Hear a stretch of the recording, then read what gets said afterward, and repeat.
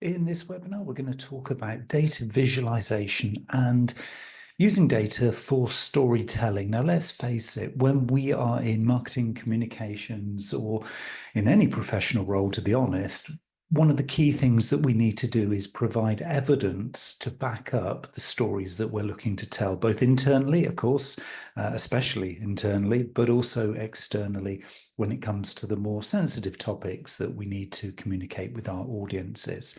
One of the ways that we can do this is to make the content or the evidence that we're using to back up our stories a little more visual. Most people don't understand numbers. They don't understand the complexities of the day-to-day stuff that we work with. So therefore, if we can translate those things into something a little more visual, a little more appetizing, I guess you could say, then it is much more straightforward to convey the messages in a clear way and ensure that actually how we're conveying those things means that the audience understands them in the way that we actually sent them.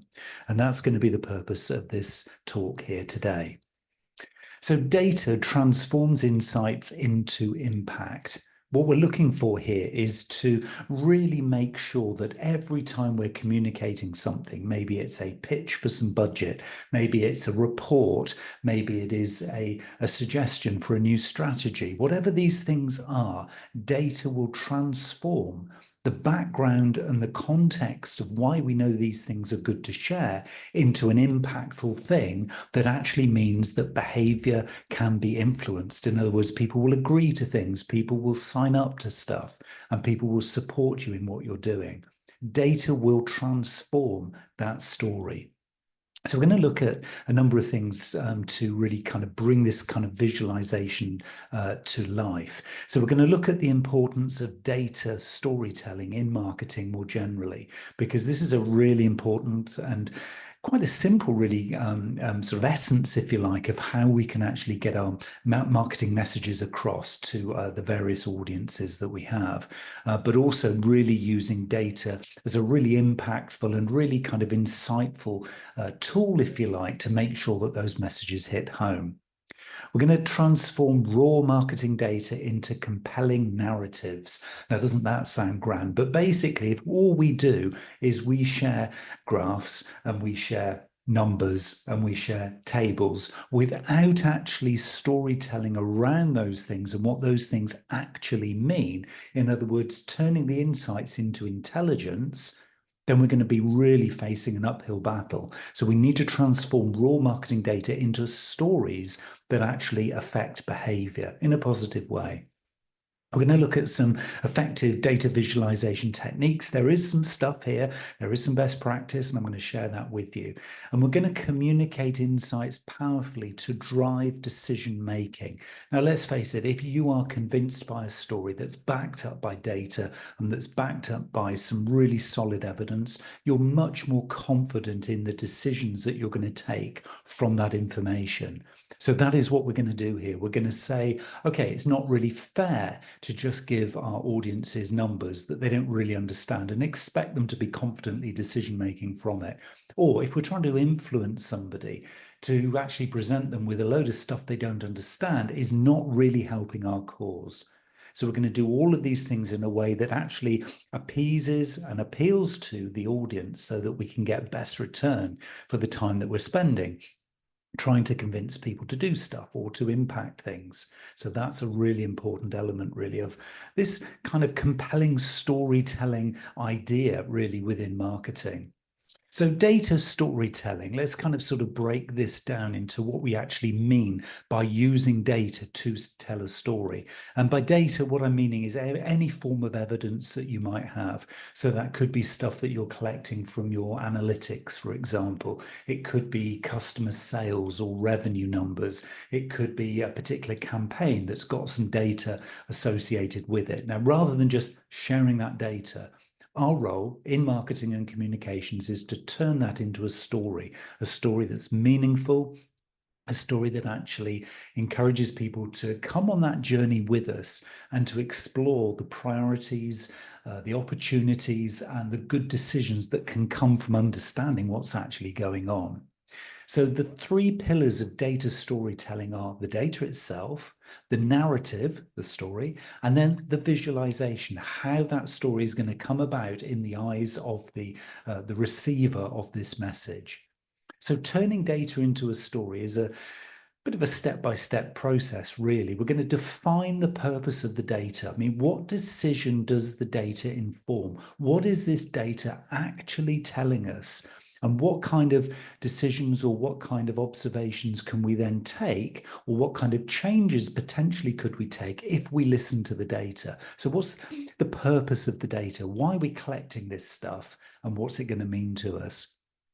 We also then, to be able to turn this data into a story, need to identify the audience and their priorities. One of the things that I always remind myself with is that, if I'm writing a report for a client or another organization, and I just produce the one form or the one version, I know that that is going to be some kind of compromise. It's not going to be the hard-hitting, punchy thing that I want, because I have very broad, diverse audiences. So sometimes I could be talking to the finance director. Other times I might be needing to communicate the same stuff, but to the head of sales, for example. Now, those two individuals will have a very different perspective on the data or the message or the report. But if I can turn this into a visual that actually is very meaningful and is easy to understand, then I can identify the audiences and their priorities and then turn those visualizations into something that's way more motivating. And yes, it might require different versions for different audiences, different people in different roles, but that's fine because I've got this base version that I can build out from. And of course, if we do that, then we can be highlighting in that visualization the key insights and themes that we are seeing ourselves, that we're recommending, that are then taken on. And we're actually going to make a recommendation or draw some proper conclusions. This is what we would call evaluation. A lot of people think evaluation is just either seeing some numbers and then making a decision from it. Or I would suggest that evaluation is going much deeper into the fundamental, why are we seeing those numbers and what does that really mean? And of course, then your narrative, your story, and the visualization itself that you're going to use to tell that story then is much more meaningful because it's the why, not just the what. And the structuring of the story can then start to take shape. I mean, it goes without saying, your story, as all good stories, from the little nursery rhymes and fairy tales that we enjoyed as a child through to, a big, all singing, all dancing commercial report, has a beginning, the context, it has a middle, the insights, and then it has the end, the evaluation, and then the following actions. So when you're telling stories with your data, don't fall into the trap of sharing a graph that people don't understand. Don't fall into the trap of assuming that everybody knows this as intimately as you do. You've spent probably quite significant time looking at this stuff. You might even live with it on a day-to-day basis.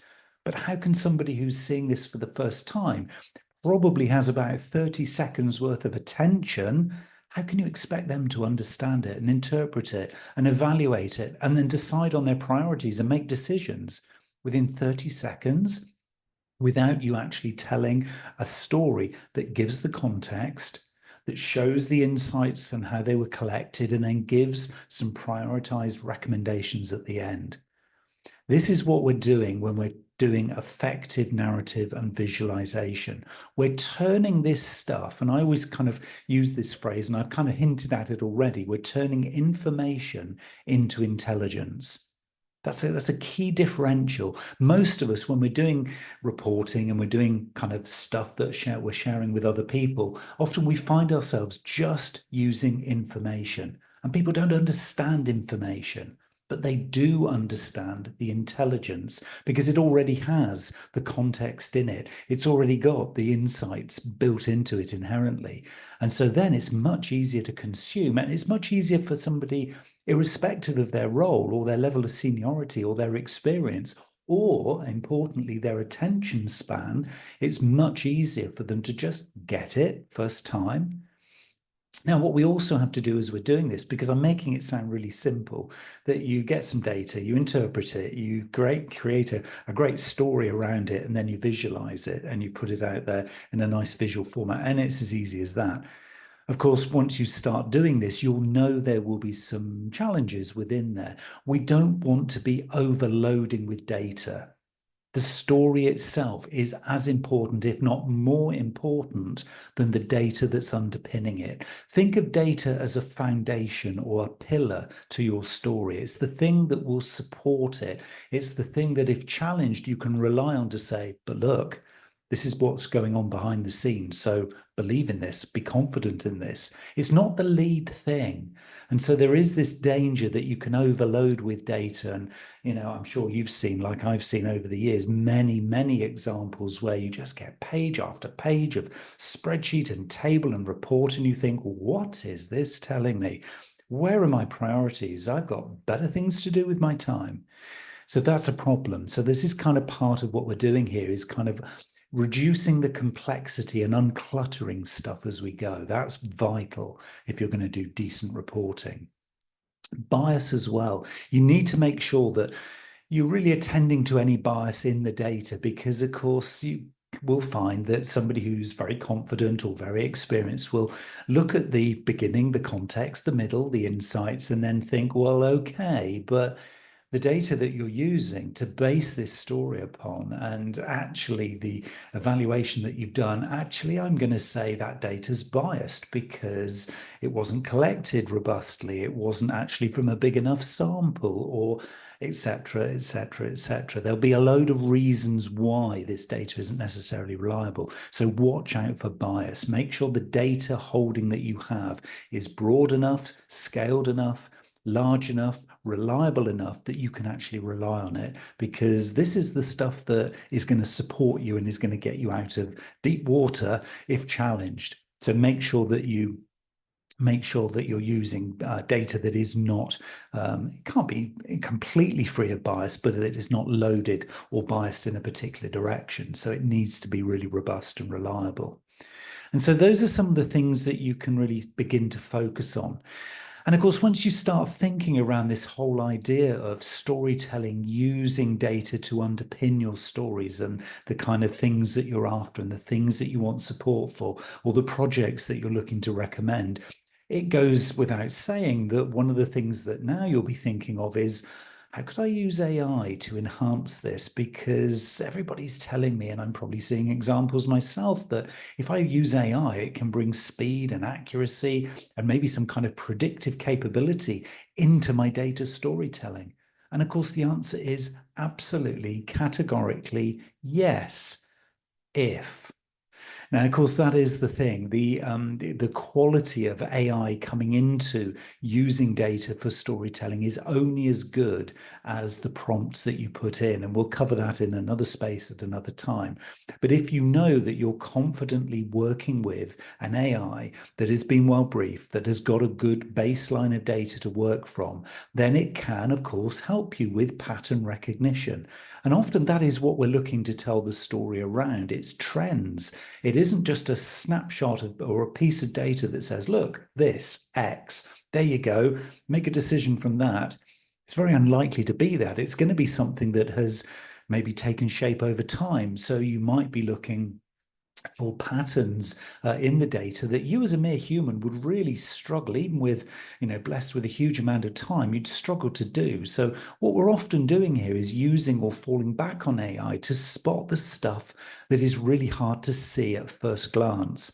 So AI tools like Google Looker, for example, is able to sift through massive data sets and uncover patterns or correlations between different sets of data to observe and see things that you can then to begin to analyze. And you can turn that data, that analysis, into an evaluation by saying, this means that, there's the answer. And whatever your answer is to the question, this means that, because you're really looking at it and you're challenging it, you're criticizing it, you're critiquing it, it enables then for you to go deep into the actual meaning behind that data.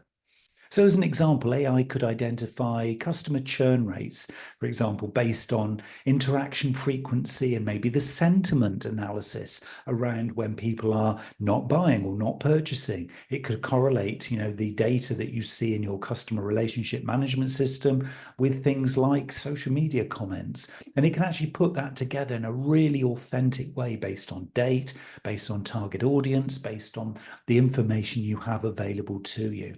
You might not see this. So think about, can I use AI to back up the data, to go deeper into the data? Because I'm looking at this chart, I'm looking at this graph, I'm looking at these numbers, and I can kind of see there might be something there, but I can't uncover the patterns. I can't see the correlations between this and that data holding over there, but AI will.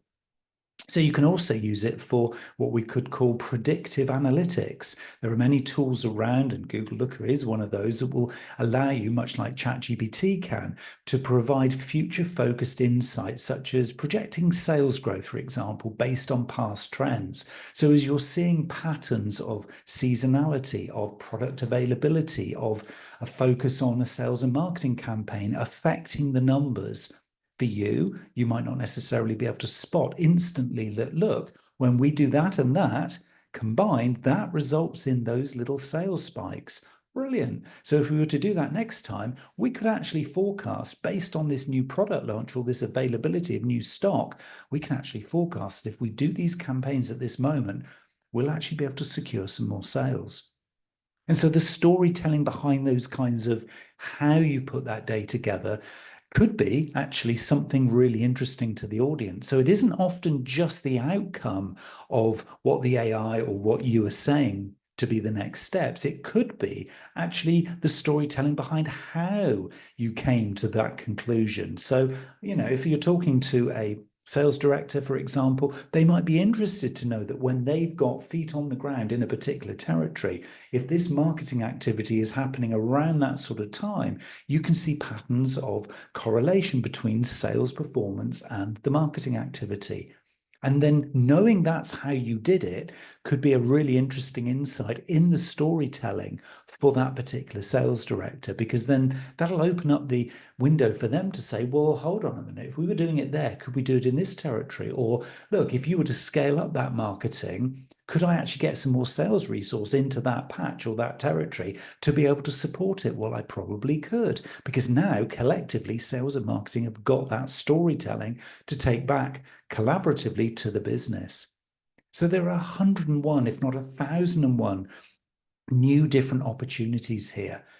And we're seeing that, the use of AI, for example, here, analyzing customer feedback and converting it maybe into some kind of sentiment dashboard. So, as those sales happen, actually watching social media and seeing if you're getting any different kind of, analytics coming through in line with those patterns of sales that might say, actually, everybody in this particular region, off the back of that campaign and those sales pushes and all those sales, everybody's really happy. Look, our customer satisfaction score's gone up as well.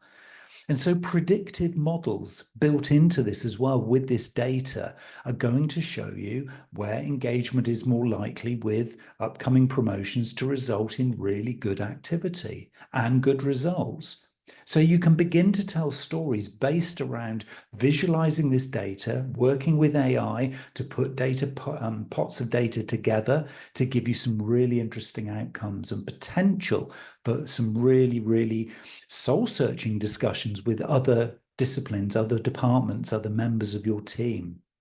And of course, remember that real-time customer journey mapping, for example, again, maybe using AI or maybe using your CRM system, can track interactions and provide updates on funnel drop-offs, on click-through rates, on calls to action that you might be testing. All of this stuff is possible to the point of real time. And wouldn't it be great? I mean, could you imagine having some kind of NASA-style mission control in your organization where on a dashboard in real time, you can see all of this playing out? Why do you think organizations like NASA big organizations who have great big, customer service teams where they're all working from these dashboards that are seeing in real time the successful actions of campaigns, of customer service agent activity, of salespeople on the ground, all combined and giving this real-time data in a visual form. It's storytelling to inform decisions, not just for those monthly reports, but also in real time. So maybe there's a chance here, if you're already doing some of this stuff, and I'm sure some of you are, to actually think about, could we make this more real time than we do? So rather than retrospectively storytelling and using data to evidence our stories and our reports historically, so kind of what we did this last month, actually use it in a much more up-to-date, in the moment perspective, because that in itself could get really, really interesting. So really what we're looking for here is kind of this sort of almost process mapping. So we've said there we can use it with a CRM, we can use it in a customer journey, we can use it in line with marketing and sales tactical activities. So what we're looking to do here really is kind of build a little bit of a process. This is what's at the heart of all of this. So the raw data feeds into some kind of pattern recognition with or without AIs processing it, which then leads on to some kind of visual insights on a dashboard or in a report that ideally are showing some kind of trend, so some trend lines. So probably these are graphical representations of the data, so we can actually see it for ourselves visually. And then what we're potentially able to do is maybe move into some sort of, particularly if we're doing it in real time, some sort of automated narrative or automated storytelling. So again, if you're using AI, just say to the AI automatically, what is this telling us? Give me my next 3 priorities, please, off the basis of this story. And then next day or next week or next month, you do it again. You say, please, what are my next 3 priorities? And you keep testing and trialing and reporting and testing and trialing from those 3 recommended actions.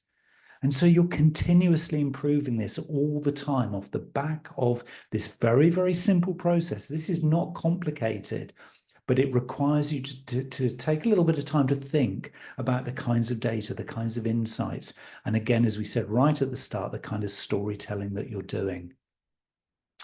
And so what kind of AI tools are going to be able to help you? And in fact, actually, you could even argue supercharge these visualizations or these dashboards. Well, Tableau, for example, is a really good one, and it provides really kind of detailed insights on visual data points. It'll automate the analysis of trends and anomalies. And so if you're a marketer looking to identify why a particular campaign underperformed in a region, for example, you should be able to see, using something like Tableau with its built-in AI capability, you should be able to see very, very quickly where those little bottlenecks are, where those dips in the graphs are. So we're looking for those instant little snapshot moments where you think, there it is, look, I can't see it from the data, but wow, can I see it from this dashboard on the graph? And where something is at odds with a trend, remember that word trend that I've been using quite a lot. Anything that is, bucking the trend, there's the phrase that we all know. If anything is bucking the trend, it's not in line with an expected data point. Potentially something like Tableau can flag that up to you. But if you've got these kinds of dashboards in place, you will be able to see it for yourself, those dips or those spikes. And of course, bucking of the trend doesn't necessarily have to always be negative. Be on the lookout for spikes, improvements that were unexpected in your activity that you see on the graphs in front of you, because those also, as much as a dip is something that is going to be probably leading to corrective action, a spike is something that might lead to something that's scalable action, because you want many more of those moments, or at least the ability to be able to manage those moments if you choose to. If you're a Microsoft native and you're using Microsoft products a lot, you will almost certainly be or have come across Power BI. Their Smart Narrative is a really, really interesting dashboard that summarizes key takeaways from your dashboard into more conversational text. So you can, again, using AI here, you can actually start to have conversations around these kinds of dips and peaks and troughs and these kind of this trend analysis, if you like. So it will automatically generate insights like campaign ROI grew by 20% due to increased engagement in social media ads for this particular campaign. And then you can say, well, why is that based on the data that if you can look back at last month's data? Or let's look year on year and see why this year is better or worse than last year. Can you give me some insights there? And you're actually then in conversation with the AI to go deeper and deeper and deeper into the why. It's not just the what. Remember, we're not reporting the what anymore. We're reporting the why and what we can do from it. So Power BI is another really interesting one to look at there. Google Looker Studio, which I mentioned a little bit before, is another tool that you can use to supercharge your visualizations. I mean, a typical case study might be to analyze customer conversion trends to predict next month's revenue. This could be a really important one, looking at your data in a visual way. Again, storytelling to yourself, because if you see that there's a prediction that next month's sales are going to be coming in at a significantly higher rate than potentially than we thought, then how's that going to manage out in terms of stock levels, in terms of customer support, in terms of follow-up? If it's a manual process, then that could have a huge impact. If you have automated systems and processes to support those moments, then you're probably fine. But for a number of us, a very, very good month that's out of trend and out of sync with what happens normally, it might sound good on paper and wow, look at our revenue numbers. But if you can't support that, that will be creating a situation that is basically going to come back and sting you later in so many ways. So what we're looking for within these visualizations, where we're either storytelling to ourselves or storytelling to others, is we're looking for anomalies. The word anomaly is a key thing here. This is what, as a marketer, we're always on the lookout for. An anomaly can be a positive thing, it can be a negative thing, but it most certainly is not a neutral thing. But it gives us the opportunity to go deeper into that why. And that's, again, what we're looking for here is things that buck the trend. And of course, these visualizations will allow you to spot it, go deeper, potentially before you start to share it with other people too. And another good one that I'd recommend you have a little look at is Zoho Analytics, which suggests data visualizations based on your data set and provides insights through its AI assistant called Zia. So this is, again, a very conversational one that could potentially create heat maps of customer activity through website, for example, with AI recommended formats. So it will go through a conversation with you to identify and maybe make suggestions for the activity you're going to do to optimize or leverage that opportunity that's been thrown up to you. So if you see certain things happening, for example, on your website, and you think, well, what are we going to do about that? We've had so many more people come through on these particular pages, and they're kind of on the customer journey, but not really. Should we relink them? Should we kind of make them part of a journey? Should we put a campaign around these? Should we highlight these as maybe standalone landing pages? Go into the AI and let the AI help you with those decisions. So rather than you having to draw those insights alone, and then basically hold the whole risk is on you, you can actually go into the AI and have those conversations. So when you then do decide what your outcomes are or what those 3 priorities might be, you have an opportunity then to say, well, look, I was working with Zia and Zia suggested we kind of did this activity. Maybe next month there's a bit of a pilot. And you can then challenge Zia and say, can you provide me with some backup data from going even deeper into these numbers to show me what might happen? Could we kind of look forward and see if we were to report at the end of next month what it might look like? It's time to become creative with these AIs, because we've only to this point really in marketing history been able to work with historic data. We now have this amazing, amazing tool. It's called AI, and it enables itself to go forward into the future, turn around and look backwards at these suggestions that we're discussing and see what the most likely, statistically likely outcome is going to be from that point in the future. It's almost like the AI has a crystal ball that could, should, very well might be hugely accurate. And again, building that confidence that we're going to be making the right decisions. So when you think of these visualizations to help you create your story, to help you build those reports that you're going to share with others, those recommendations back into your organization, make sure that you're going in there with the AI kind of on your shoulder, kind of it's there by your side. It's your assistant.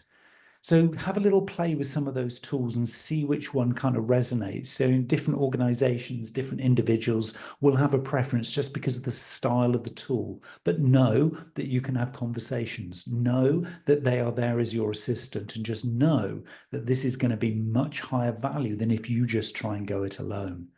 So it's quite exciting times. And these AI-driven tools enabling us to use and work with data in this kind of way will give us speed and efficiency like we have never had before.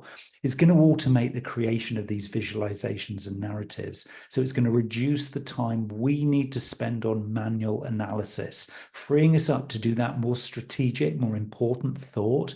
So it's, give your little AI assistant, your little AI intern here, your data intern, give them the tasks to do, brief them well, tell them what you're looking to get. It is all about prompt engineering. But know then that that frees you up to do the real kind of high quality, most valued kind of insights and evaluation, because that's where your value is going to come as a human. These tools as well are going to reduce bias, because if you program that in, make sure that the AI highlights unexpected insights and ensures that critical patterns are not missed, but that also critiques itself against any biases. So tell it that you don't want it biased. Tell it how you've been using the data in the past and ask it to make improvements.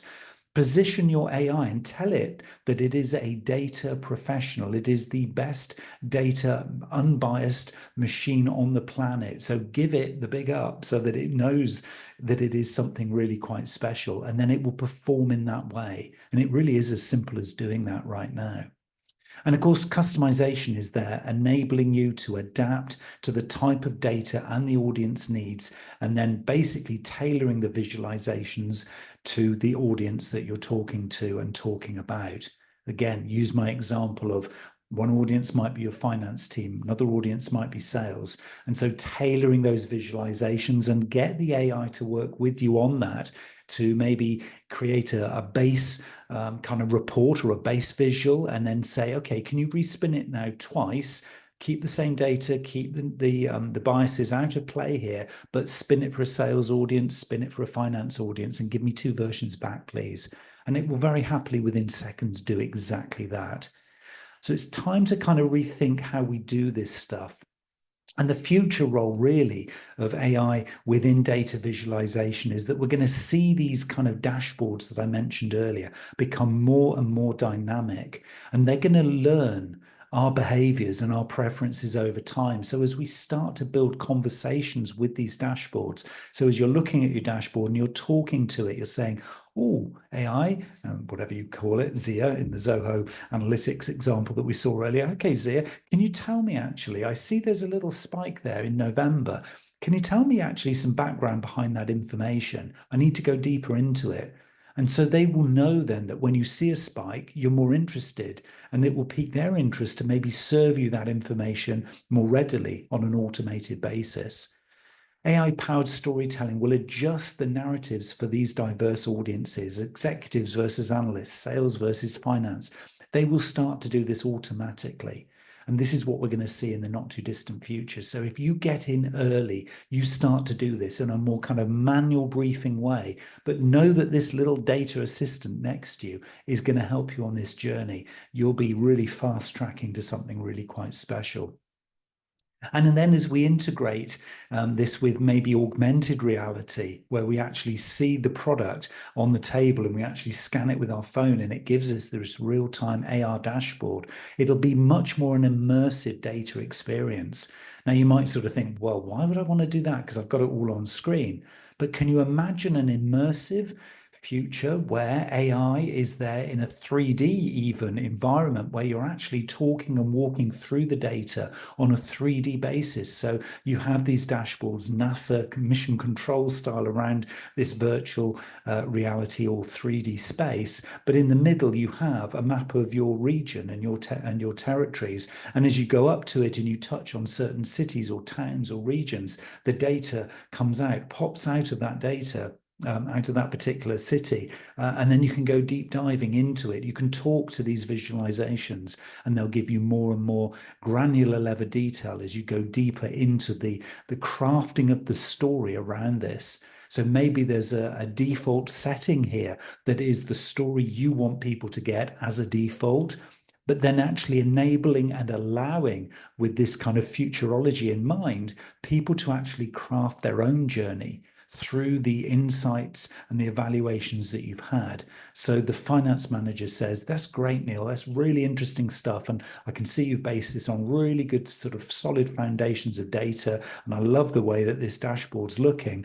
But I'm interested in finding out a little bit more about that, or this, or here. And then it enables them then to go in and maybe go deeper into the conversation with that data, with the AI and with you. This is going to be the future of data visualization. So for now, it's about thinking, who are my audiences? What do they need? How deep do they want to go with this? How can I make this visual? How can I use AI to get really, really sophisticated information and interaction, but on a really simple human level? So these are tools that are enablers. They're not the end game. The graph is not the end game. It's the storytelling behind it that is. Remember, it's the context, it's the insights, and it's the evaluation. Those three steps of the storytelling, they are always going to be there. And choosing the right kind of visualization in the meantime for your audience and for your message is key. So bar charts versus line charts versus scatter plots or heat maps, Sankey diagrams, those are kind of flow charts that you would have seen in the old style of Google Analytics, infographics. All of these things are available to you as you're building this dashboard to tell the stories around your data. But the design principles are always going to hold true, whether or not we're talking today in the data and the dashboards and the tools that we have, the emerging AI that's coming in to work by our side, or that futurology space where we're actually inside the data, touching and pressing and talking to the graphs and everything around us. The design principles will still hold true. Clarity, keeping it clean and easy to interpret, that is absolutely key.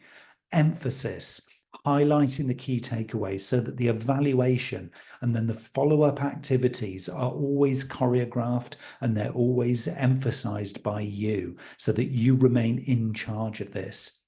And also accessibility, ensuring inclusivity for diverse audiences in the broadest meaning of the word diverse. That could be diversity as we know it now, or it could be just diverse roles, people from sales and from finance as a simple example. So clarity, emphasis, and accessibility in no matter how you present your information, with or without digital, with or without AI. You could keep it super simple or you can go very complex. But this is a journey that now you've made a start. You've started to think about this and how it can bring real value to the role that you have in marketing, be it tactical or strategic, be it executive or junior. It really doesn't matter. This applies to all of us. So now is the time to think about how can we visualize the storytelling of our data, the storytelling of our marketing, and underpin it with this really solid evidence. Because going forward, that is what businesses are going to need, and that's what businesses are going to get rewarded for. So it's basically, for the organization and for us personally, it's a win, win, win.